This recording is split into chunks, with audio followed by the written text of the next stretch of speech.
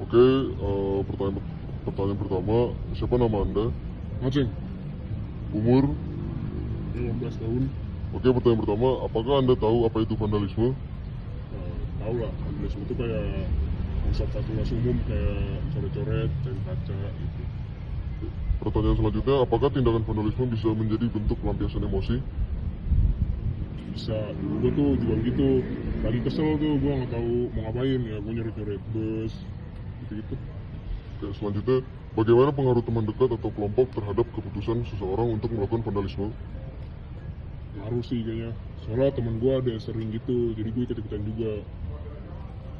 Oke, selanjutnya, apakah kurangnya pengawasan dari aparat atau pihak berwenang bisa membuat orang berani melakukan vandalisme? Ya, kalau nggak ada yang ngawasin, ya orang mikirnya nggak bakal ketahuan juga lah, jadi aman aja gue. Oke, selanjutnya, apakah Anda setuju bahwa tekanan ekonomi atau masalah pribadi bisa mendorong orang merusak fasilitas umum? Setuju gue. Kadang masalah hidup tuh bikin kepala panas, terus ngeri, pelampiasan lah. Oke, selanjutnya, apakah rasa bosan atau tidak adanya kegiatan bisa membuat orang jadi iseng untuk merusak fasilitas umum? Ya bisa lah, kalau gue lagi nggak ada kerjaan, gabut-gabut gitu, gue nyoret-nyoret habis gitu-gitu.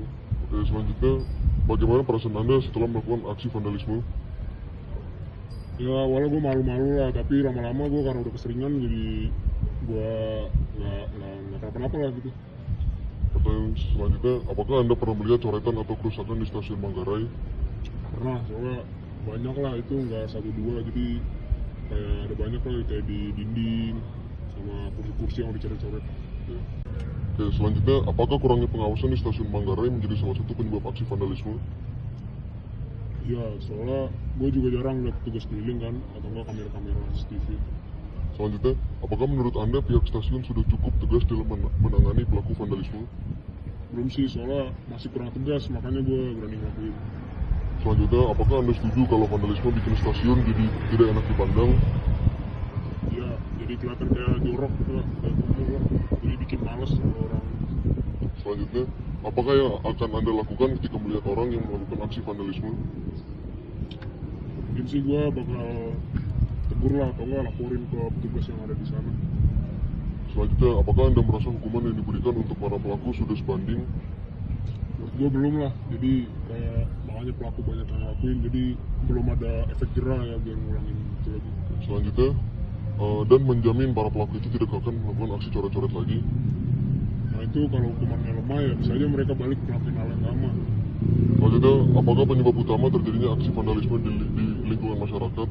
Banyak sih, tapi menurut gua karena tekanan lah, kurang perhatian, sama nggak ada tempat buat meluapkan emosi lah. Selanjutnya, apakah penggunaan kamera pengawas atau dari pelaporan warga bisa membantu mencegah aksi vandalisme? Iya bantu, soalnya kalau ada kamera ada atau orang mau ngelapor, pelaku jadi mikir dua kali.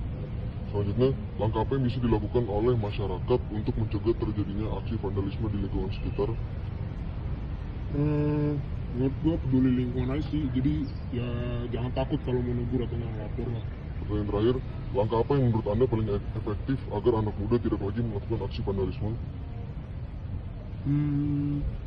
Ya kalau karena gua waktu itu melakukan emosi, jadi ya kasih ruang buat ekspresi lah, kayak tempat mural legal atau kegiatan komunitas gitu. Oke, terima kasih.